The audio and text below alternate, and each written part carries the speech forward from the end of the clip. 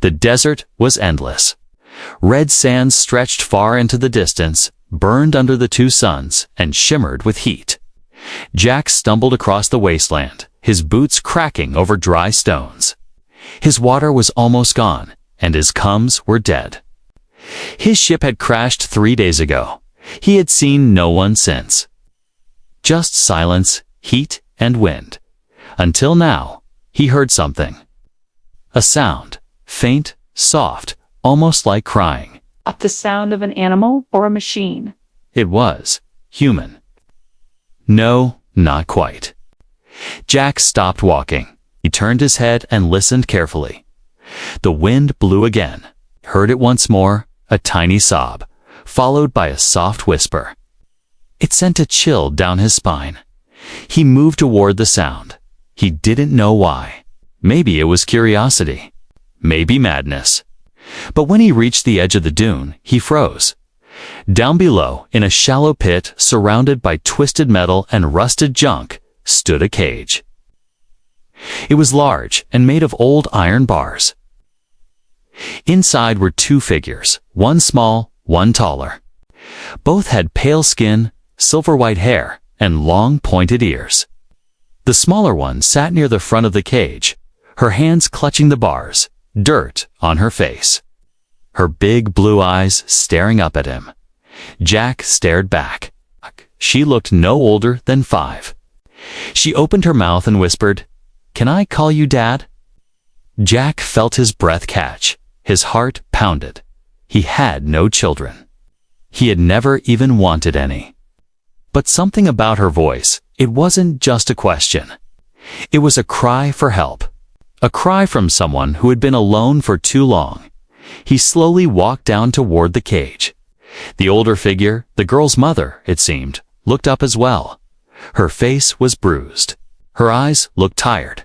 She didn't speak. She just watched. "What are you doing here?" Jack asked quietly. The little girl didn't answer. She only reached her hand through the bars, her fingers trembling. Jack crouched beside her. "Who put you in here?" he asked, more softly. The mother finally spoke, her voice cracked and low. "Raiders, slavers. They took us. Betrayed by humans who said they wanted peace. They locked us up and left us here until they find a buyer." Jack clenched his jaw. He looked at the cage, old, rusty, held together with wire and bolts. The kind of cage you'd use for animals, not people. And this girl, this child, had been sitting inside it under the hot suns with no food, no water, no hope. "Why did you call me Dad?"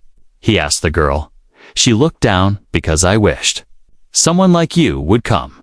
Someone who would care." Jack said nothing. His eyes searched the horizon. No sign of life, no sign of help. Just the wind, just the sand. And this cage. Then a sharp sound echoed in the distance. A mechanical hum. A drone flying low. Jack ducked. He grabbed a piece of metal and crawled behind the cage. He watched as the drone passed overhead and vanished toward the mountains. "They're still watching," the mother said. "They'll come back soon." Jack nodded slowly. His mind was racing. He didn't plan for this. He had nothing to fight with. He had no tools to open the cage. But something inside him refused to walk away. He looked at the girl again. Her blue eyes were still fixed on him, full of silent hope. "I'll be back," Jack said. "I'm going to help you, I promise." The girl didn't say anything, but she gave a tiny nod, and for the first time, he saw something in her eyes. Trust. Jack backed away, climbed the hill, and disappeared over the top. But his heart stayed. Behind, locked inside that cage, with a child who had no one left to call family. And as he vanished into the desert, the girl whispered again, even softer than before. "Dad." Jack moved quickly across the hot sand, sweat dripping from his forehead. His mind was full of images.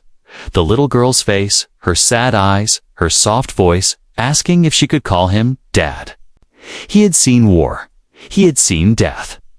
But nothing hit him harder than that quiet whisper. He couldn't forget it. He had promised her he would come back. But how? He had no weapons, no tools. Only scraps in his bag, a small knife, a damaged flashlight, a flare gun with one shot, and a broken communicator. Not enough to fight off slavers. Not enough to break a cage. Still, Jack didn't stop. He headed toward the crashed ship he had passed the day before. It had burned out, but maybe there were still parts inside he could use. Something strong. Something sharp. Something useful. By the time he reached the wreckage, the suns were high. The metal hull was hot to touch, but he forced his way inside. The ship smelled like ash and fuel. Half the control panel had melted. Bodies were gone, taken, or burned. He searched fast. A broken plasma cutter. Dead battery. He checked another box wire, tubing, metal rods. He grabbed everything he could carry. Then he saw it, a power cell, cracked but still glowing faintly. He wrapped it in cloth and stuffed it into his pack. He didn't have a plan. But he had no time to waste. As he made his way back, something shifted in the wind. He stopped. He crouched low, heart racing. A vehicle. In the distance. Moving toward the cage. Slavers. No, Jack whispered. He ran. The cage came into view. The girl was still there, gripping the bars. Her mother had pulled her close, shielding her. And the slavers, 2 of them, stood beside the cage, armored, laughing. One held a shock stick. The other held a tablet, checking something. Jack dropped behind a rock and watched. His hands shook. He wasn't a soldier anymore. He had left that life behind. But he couldn't leave them. He looked at the flare gun. 1 shot. It wouldn't hurt them, but maybe it could scare them. He waited. Waited for the wind. Waited for the moment. Then he aimed the flare at the rocks above the cage and fired. The flare screamed into the sky and exploded. Loud and bright. The slavers jumped, shouting. One dropped the tablet. Jack didn't wait. He charged from the side, swinging a metal rod. It hit the first slaver's helmet hard. He stumbled back. Jack grabbed the shock stick and jabbed it into the other man's chest. Sparks flew. The man screamed and dropped. The first slaver reached for his blaster. Jack tackled him. They rolled in the sand, fists flying. Jack took a punch to the jaw, tasted blood, but he fought harder. He slammed the man's head against the ground until he stopped moving. Silence. Jack stood, breathing hard, shaking. The girl stared at him through the bars. Her mother crawled to the edge. "You came back," she whispered. "I promised," Jack said. He pulled out the cracked power cell and the cutter. He twisted wires, connected the parts. The cutter lit up, weak, but working. He aimed it at the lock. Sparks flew. The metal hissed and melted slowly. It took 3 minutes. Then, with a loud click, the door opened. The girl didn't move at first. She stared at Jack, as if she didn't believe it.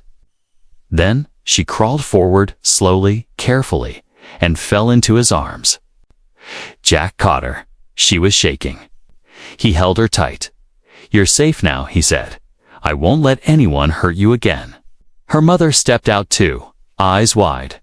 She didn't speak, but the look on her face said everything. Gratitude, relief. A kind of hope that had been lost for a long time. Jack looked at the 2 slavers on the ground. He tied them with wires, stripped their weapons, and left a warning burned into the sand. Never come back. He turned to the girl. "Do you have a name?" She nodded slowly. "Lyra." "Okay, Lyra," Jack said. "Let's get out of here." She looked up at him, eyes full of tears, and whispered again, softer, but stronger than before. "Dad?" Jack didn't answer right away. He just smiled, lifted her into his arms, and began walking across the sand. He had come here alone, lost and broken. Now, he wasn't alone anymore. The desert heat wrapped around them like a heavy blanket as Jack led Lyra and her mother through the endless wasteland. The cage was far behind them now, just a memory rusting in the sand. But the fear still followed them like a shadow. Lyra walked slowly beside Jack, her small hand wrapped tightly around two of his fingers. She didn't speak much. Her large blue eyes stayed alert, scanning every rock, every dune. Her mother, though still limping from her injuries, moved silently. Behind them, she kept checking the sky, like she expected something bad to happen at any moment. Jack knew why. The slavers weren't done. 2 of them were knocked out, but there would be more. He didn't know how many, but if Lyra was important, as they hinted, someone would come looking. And they wouldn't stop until they got her back. They had to move fast. Jack had a plan, but it was risky. His emergency shuttle was hidden in an old outpost, buried beneath sand and time. He hadn't used it in years. He wasn't even sure it would work. But it was the only chance they had. "Where are we going?" Lyra finally asked, her voice small. Jack looked down at her. "To a place where no one can hurt you." Her eyes met his. "But what if they come back? Then I'll stop them." She was quiet for a moment. "Will you stop them? Like a dad would?" Jack swallowed hard. He didn't know how to answer that. But he squeezed her hand and gave. A small nod, they reached the edge of a rocky canyon. Jack led them into the shadows, where the heat wasn't as sharp. He paused behind a boulder and pointed at a mound of sand half buried in the side of the cliff. "There," he said. "That's the outpost." It didn't look like much, just rocks, sand, and a few pieces of metal sticking out. But Jack knew what was underneath. He had crashed here during a war 10 years ago. Instead of calling for help, he buried the emergency ship and disappeared into the desert. Running from his past, now he had a reason to dig it back up. With a piece of broken metal, he started scraping away the sand. Lyra joined him without being asked. Her mother tried to help too, even though her leg was swollen and bruised. They worked for hours. Dust clung to their skin. Sweat ran down Jack's face and back. But slowly, piece by piece, the shape of the shuttle began to appear. It was old, dented, and covered in rust, but it was there. Jack pried open the hatch with effort. The inside was dark and smelled like oil and dust. He climbed in first and checked the systems. The lights flickered, weak but alive. The engine gave a low hum. It might work, he whispered to himself. He turned to call the others inside just as the sound of engines echoed in the distance. Hover bikes. Jack's blood turned cold. "Get in now." Lyra didn't argue. She helped her mother crawl inside as Jack sealed the hatch behind them. He powered up the scanner. The screen lit up, showing 2 fast-moving blips coming their way. "They found us," he said. The mother looked at him. "Can we fly?" "Not yet. One need a few more minutes." He grabbed his only weapon, the stolen shock stick, and opened the side hatch again. Just a crack. Outside, 2 slaver bikes appeared on the ridge, heading straight toward the outpost. One of the riders pointed. They had seen the open hatch. Jack stepped out and shouted, "Stop right there." The slavers laughed. One of them raised a blaster. "Give us the girl, and you won't die screaming." Jack didn't wait. He ran to the side and threw the flare, his last one, into a pile of dry bushes. It exploded in a burst of fire and smoke, blocking their view. Then he darted behind a rock and waited. When the first rider passed, Jack jumped out and slammed the shock stick into the engine of the bike. It sparked and spun, throwing the rider into the sand. Jack rolled to the side as the second rider fired at him. The blaster hit the rock, sending chips flying. Jack lunged forward, swinging the stick again, but the rider was ready. He kicked Jack hard in the chest, sending him tumbling. The slaver raised his weapon. Bang! A loud crackling sound filled the air. The rider dropped his blaster. He turned. Lyra's mother was standing behind him with the flare gun in her hands, smoke rising from it. She had saved Jack's life. Together, they dragged the stunned slavers into the canyon and hid them. Jack raced back into the shuttle, bleeding and sore, and activated the launch sequence. The ship shook. Dust fell from the ceiling. The engine roared. "Hold on," he said. Lyra gripped his arm. "I trust you, Dad." The word hit Jack like a wave. He didn't correct her. He just smiled and pulled the lever. The shuttle lifted from the sand, rising into the sky. The shuttle trembled as it rose from the desert floor, its old engines roaring with effort. Dust swirled below them, and the cage where Lyra once sat was now just a memory, disappearing into the distance. Jack gripped the control stick tightly, sweat running down his neck. The ship was holding together barely. Sparks flickered on the dashboard, and a warning light blinked red. "Stabilizers offline," the system announced in a robotic voice. Jack didn't care. As long as they were off the ground, they had a chance. Lyra sat behind him, holding her mother's hand. The mother was pale, weak, her eyes heavy with exhaustion. But Lyra looked alert, brave. Her small voice broke the silence. "Are we safe now?" she asked. Jack didn't look back. "Not yet," he said. "But we're not in a cage anymore." The words seemed to calm her, even if only for a moment. Jack guided the shuttle higher, punching in old coordinates to an abandoned spaceport orbiting the nearby moon. It wasn't much, but it had supplies, fuel, and maybe a way to call for help. Then, as the radar screamed, Jack's eyes snapped to the screen. 2 dots had appeared. Enemy ships. Small, fast. "Interceptors. They're coming," he muttered. Lyra leaned forward. "Who is it?" Jack sighed. "The ones who want you back." He slammed his hand on the throttle. The shuttle surged forward, but the engines groaned under the pressure. "Don't fail me now," he whispered to the controls.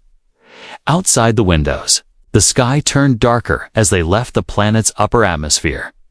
Stars blinked above them like distant eyes, watching silently, but closer than the stars. 2 dark shapes closed in fast, sleek alien ships with glowing red stripes and silent engines. Jack knew the type. Slaver ships. Built for speed, not mercy. "They'll try to disable us," Jack said, looking back at Lyra and her mother. "We can't let that happen." He flicked on the rear shields. The screen flickered. "Shields at 34%, the ship warned. Structural damage possible." The first enemy ship fired. A beam of red light flashed past the left wing, close enough to shake the cabin. Lyra screamed. Her mother pulled her close and whispered something in their own alien language. Jack didn't have time to listen. He turned. The shuttle hard, diving to the left, weaving through debris fields and satellite wrecks that floated in the low orbit. "Come on, give me cover," he whispered. A second shot grazed the back of the shuttle. Sparks flew. One of the power converters blew out with a loud pop. Smoke filled the cabin.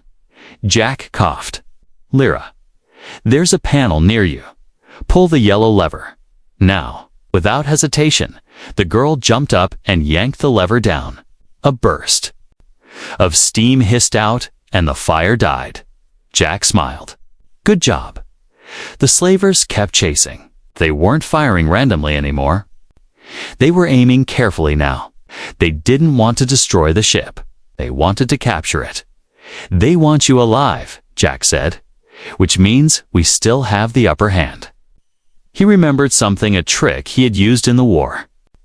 There was an old mining field nearby, filled with metal shards and magnetic rocks. Dangerous, but perfect for an ambush. Jack turned the ship and headed straight for it, As they entered the field, metal pieces floated everywhere, spinning, sharp, unstable.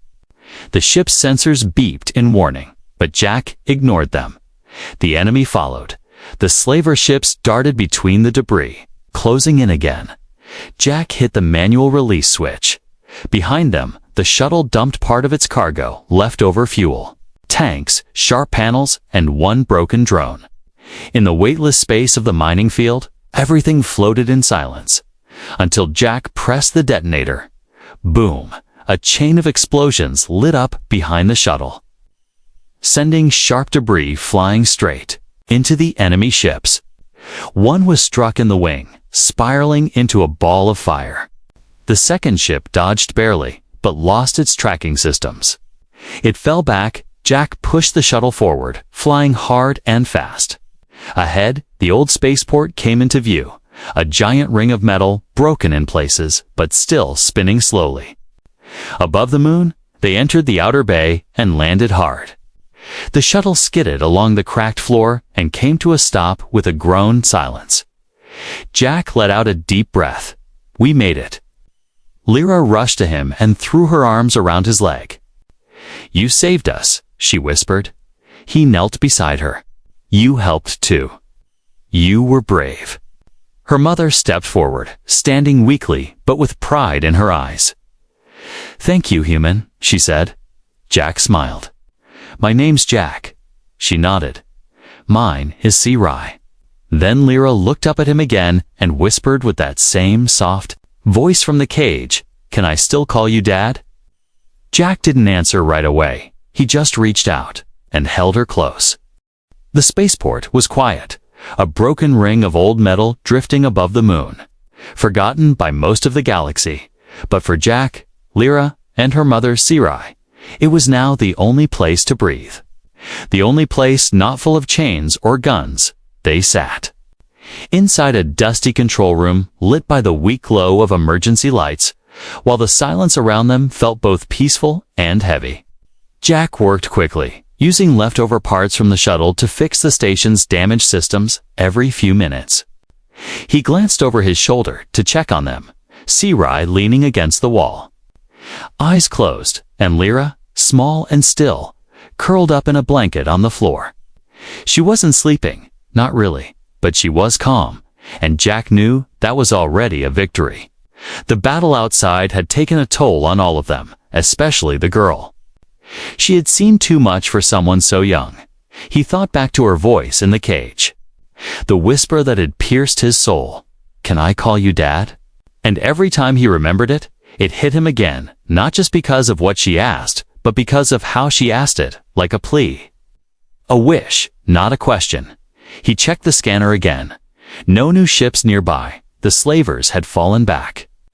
Maybe thought they were dead. Maybe looking elsewhere. Whatever the reason, it bought them time. We're safe for now, he said quietly. sci-fi opened her eyes. That won't last long. Jack nodded. I know, but we can prepare. He walked over to her and crouched down. I need to understand why they wanted you and Lyra so badly. She hesitated, then sat up straighter. It's not just because we're aliens, not just because we're weak. She looked toward Lyra, then back at Jack. Her voice lower, more serious. They weren't supposed to know about her. Jack frowned. What do you mean? sci-fi took a breath. Lyra isn't just my daughter. She's the result of something forbidden. Jack's eyes narrowed. Forbidden? How? Sci-fi whispered her father was human. The words hit Jack like a shockwave. Everything suddenly made sense. Her curiosity, her small hands reaching for his, her eyes so full of questions. That's why she feels different, he said. Quietly. That's why she looked at me that way. sci-fi nodded. She was born during the early peace talks between our races. Before the war, before the betrayal, her father was one of the ambassadors, kind, brave, and foolish. When the treaty was broken, he tried to protect us, but they executed him. Said he had violated protocol. She paused, holding back emotion. I ran, I hid, but they found us. And when they saw Lyra, they realized what she was. A child with both our blood. Jack understood now. The slavers didn't want Lyra because she was just rare. They wanted her because she represented something dangerous to their system. Unity, peace. A future where humans and aliens weren't enemies, but family. They were afraid of her, Jack said, afraid of what she stands for. Sci-fi nodded.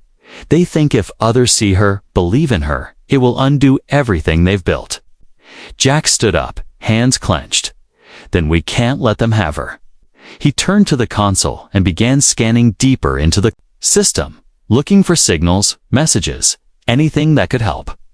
I might be able to get a message through to Earth, he said. Call in someone who still believes in peace. Sci-fi didn't speak, but her eyes said everything. Hope, the kind she had buried long ago. Jack worked for hours, fixing the transmitter. Bypassing fried circuits, Lyra eventually stood beside him, quietly watching. Are we going home? She asked softly. Jack looked at her and smiled. We're going somewhere better. He placed a small earpiece on her, letting her hear the static start to clear. That's the sound of a signal, he explained. It means someone might be listening. Lyra looked up at him. Even if they don't come, will you stay with us? Jack nodded, not even hesitating, as long as I live. She reached out and hugged him again, tighter this time, and for the first time. Jack hugged back without holding anything back. In that moment, there were no humans and aliens, just a child and someone who had chosen to protect her. Outside, the stars spun slowly. Quiet for now, but Jack knew it wouldn't last. They would come again, and this time, they would come harder. But he wasn't afraid anymore, because now, he had something to fight for, not just a mission, not just survival, but a family, one he hadn't expected, but one he would never leave behind. The spaceport hung quietly above the moon like a ghost of forgotten wars. Its broken walls and dark corners hiding stories no one remembered anymore. But now it held a new one, a man, a child, and a mother. Clinging to hope, Jack had worked through the night, patching wires, repairing transmitters, and redirecting power to the station's old long-range communication dish. He had managed to send out a short message to Earth, a coded burst repeating again and again, human survivor, civilian child, urgent protection request. Orbiting, abandoned. Moon station, coordinates attached. It wasn't fancy, and it wasn't long, but it was all they had. Now they waited, hoping someone, anyone would hear them. Inside the control room, Sarai rested on a bench, her leg finely wrapped with clean cloth Jack had found in a supply locker. She was stronger now, but still moved slowly. Beside her, Lyra sat quietly, drawing shapes in the dust with her finger. Her eyes looked a little brighter, but Jack knew she was still scared. So was he. Do you think your people will come? Sci-fi asked softly. Jack didn't answer right away. He adjusted the signal strength on the console, then sighed. I don't know. I was a soldier once, but I left that life. I don't know who's still out there or who would care. Sci-fi gave a weak smile. You cared. Jack looked over his shoulder at her, then down at Lyra, who was now watching him again with that same innocent expression. She made it impossible not to, he said, just as a sharp alarm went off. The screen flashed red incoming ships. Jack's heart sank. He checked the readings. Too small. Fighters, same design as the slavers from before. They found us, he whispered. How? Sci-fi stood up, holding the edge of the wall. The signal. Maybe they traced it, or maybe they were already close, Jack replied. Either way. It didn't matter. They were coming fast, and the station's old defenses were barely functioning. Get to the shuttle bay, he told them. There's a maintenance hatch under the floor. You'll be safer there. Sarai hesitated, but he gave her a look that left no room for argument. Go, he said again, this time firmly. Lyra ran to him and hugged him tight. You'll come too, right? she asked. Jack knelt and looked her in the eyes. I'll come as soon as I stop them. I promise. He didn't know if it was a promise he could keep, but he had to try. Once they were gone, he ran to the control panel and tried to activate. The auto defense system, only 2 turrets worked, barely powered. One on each side of the outer ring. Better than nothing, he muttered. Then he grabbed the shock blaster he had taken from the slavers before, checked the charge, minus 48%. Not great, but better than empty outside. The ships approached like dark arrows cutting through space. Jack powered up the station's lights, making it look alive and dangerous. Trying to make them hesitate, but they didn't. They fired without warning. The station shook, sparks flew. And a support beam cracked near the roof. Dust rained down. Jack ran to the hallway and found a window. Watching as the ships circled the structure, searching for a way in. Then he saw it. One of them launching a small boarding pod. There, coming inside, he whispered. He raced back toward the main corridor just as the pod hit with a dull boom and hissed open. 2 slavers stepped out, armored and armed. Moving quickly, Jack didn't wait. He fired the blaster, hitting one in the chest. Sparks flew as the armor shorted out, the slaver dropped, the other turned and shot back. Jack ducked, rolled behind a metal crate, returned fire. The second slaver fell. Jack breathed hard, but there was no time to rest. More were coming. He could hear their ship. Docking, I need help, he muttered. I can't do this alone. And, as if the stars heard him. The console beeped, new signal detected. Jack ran back to the control panel. His heart leaped. It was a human ship, broadcasting a peacekeeper ID inbound. The message said, responding to emergency distress signal. Jack quickly opened a comm. This is Jack. I have a child and a wounded civilian. We are under attack, requesting immediate support. Copy that, the voice replied. We're 2 minutes out. Jack nearly collapsed in relief. Hang on, Lyra, he whispered. Help is coming. The station shook again, but this time, Jack stood taller, blaster ready, heart steady, and just before the next wave of slavers reached the hallway, a bright light flashed outside. The peacekeeper ship had arrived. Its weapons firing, chasing off the attackers.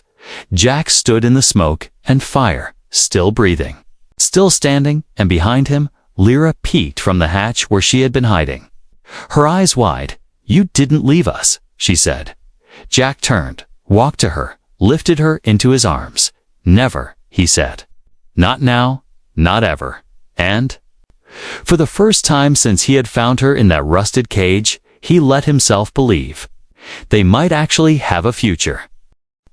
The battle was over, but the silence afterward felt just as heavy. The peacekeeper ship hovered outside the station like a steel guardian, its lights glowing against the dark of space. Inside, smoke still drifted through the corridors, and sparks flickered from broken wires. Jack sat on the cold metal floor with Lyra in his arms, her small head resting on his chest.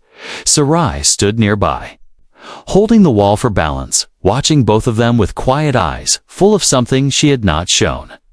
Before peace, Jack looked down at the girl who had once asked him the question that changed everything. Can I call you Dad? It had been a whisper from a cage, a soft cry in a cruel world. But now it was something real. Something alive. He had come to this planet alone, with no purpose, no family, no reason to care. And now he couldn't imagine walking away. A voice crackled in his earpiece. We've secured the station, said the peacekeeper commander. Slaver signals have retreated. Your distress call reached us just in time. Jack responded quietly. Thank you. I couldn't have held them off much longer. We're sending medics aboard and a ship to relocate you all. The voice replied. You'll be safe. Jack turned to Sarai. They'll help us. You can rest now. She nodded, her eyes drifting toward her daughter, who had begun to close her eyes, finally safe enough to sleep. She's strong, Sarai said softly. She survived so much. And you helped her believe again, Jack. Looked down at Lyra's face, peaceful now, and then back at Sarai. She saved me too. In her own way, medics arrived soon after, human and alien alike. Working side by side under the Peacekeeper banner. Sarai was taken to the ship for medical attention, while Lyra stayed curled beside Jack. Not wanting to be separated, one of the officers approached Jack, a woman in silver armor with kind eyes. What's the girl's name? She asked Lyra. Jack replied, brushing hair from the girl's face. She's special. The officer nodded. There's been talk in the council of people like her. Half human, half alien. Children born during the peace years. Rare, hidden, hunted. Jack sighed. She's not a threat. She's just a kid who wanted to belong. I believe you, the officer said. And maybe this time. The council will listen as they prepared to leave the station behind.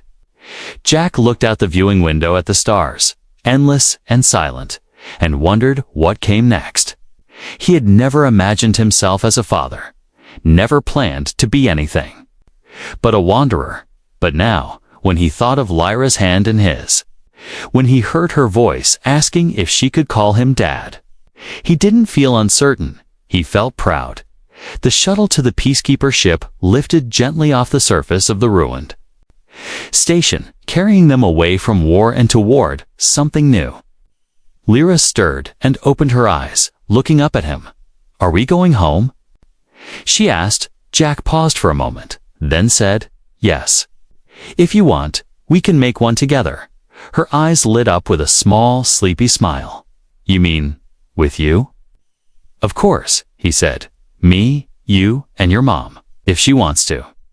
Lyra hugged him tight, her voice soft. Then I really can call you Dad. This time, Jack didn't hesitate. He looked her in the eyes and answered clearly, yes, you can. I'd be honored. In the days that followed, Jack stayed by Lyra and Sarai's side as the Peacekeepers took them to a peaceful colony world. A place with green trees, blue skies, and clean water, a world far from cages and fear.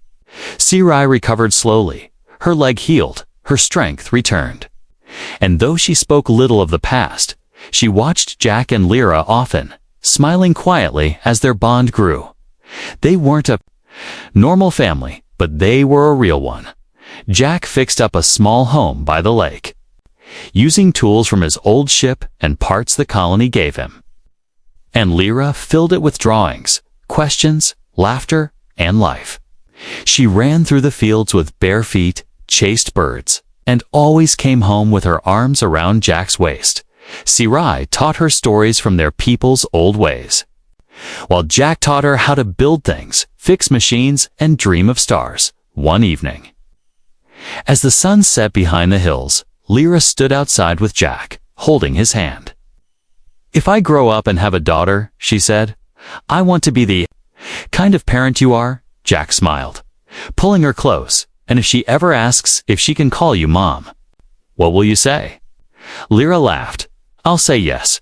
And in that moment, the stars didn't feel so far, and the past didn't hurt so much. Because what began in a cage ended in a family, not by blood, but by choice, and in the heart of one small girl who once whispered a single question. She had found a father who never stopped answering. The battle was over, but the silence afterward felt just as heavy. The Peacekeeper ship hovered outside the station like a steel guardian, its lights glowing against the dark of space. Inside, smoke still drifted through the corridors, and sparks flickered from broken wires. Jack sat on the cold metal floor with Lyra in his arms, her small head resting on his chest. Sarai stood nearby, holding the wall for balance, watching both of them with quiet eyes, full of something she had not shown. Before peace, Jack looked down at the girl who had once asked him the question that changed everything. Can I call you Dad? It had been a whisper from a cage, a soft cry in a cruel world, but now it was something real, something alive. He had come to this planet alone, with no purpose, no family, no reason to care. And now he couldn't imagine walking away. A voice crackled in his earpiece. "We've secured the station," said the peacekeeper commander. "Slaver signals have retreated. Your distress call reached us just in time." Jack responded quietly, "Thank you. I couldn't have held them off much longer. We're sending medics aboard and a ship to relocate you all," the voice replied. "You'll be safe." Jack turned to Sarai. "They'll help us." "You can rest now," she nodded, her eyes drifting toward her daughter, who had begun to close her eyes, finally safe enough to sleep. "She's strong," Sarai said softly. "She survived so much. And you helped her believe again," Jack looked down at Lyra's face, peaceful now, and then back at Sarai. "She saved me too." In her own way, medics arrived soon after, human and alien alike, working side by side under the peacekeeper banner.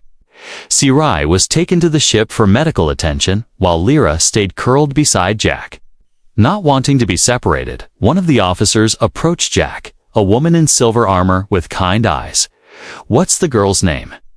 she asked. "Lyra," Jack replied, brushing hair from the girl's face. "She's special." The officer nodded. "There's been talk in the council of people like her. Half human, half alien children born during the peace years. Rare, hidden, hunted," Jack sighed. "She's not a threat. She's just a kid who wanted to belong." "I believe you," the officer said, "and maybe this time the council will listen," as they prepared to leave the station behind. Jack looked out the viewing window at the stars, endless and silent, and wondered what came next. He had never imagined himself as a father, never planned to be anything but a wanderer. But now, when he thought of Lyra's hand in his, when he heard her voice asking if she could call him Dad, he didn't feel uncertain. He felt proud.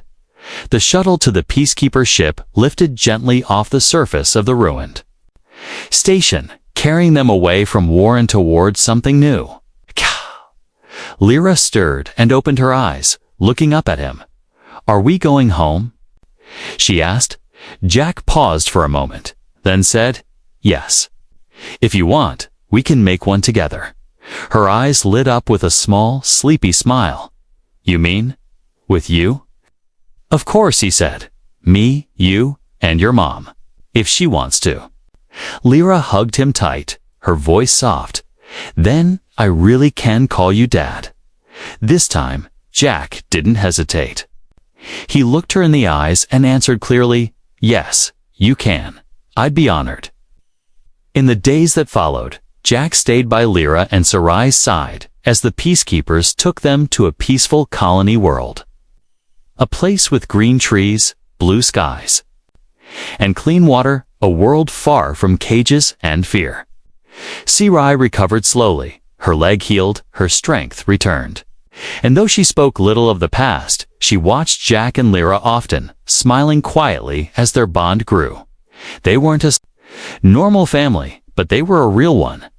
Jack fixed up a small home by the lake, using tools from his old ship and parts the colony gave him, and Lyra filled it with drawings, questions, laughter, and life.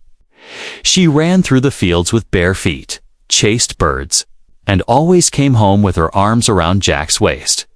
Sarai taught her stories from their people's old ways, while Jack taught her how to build things, fix machines, and dream of stars. One evening, as the sun set behind the hills, Lyra stood outside with Jack, holding his hand.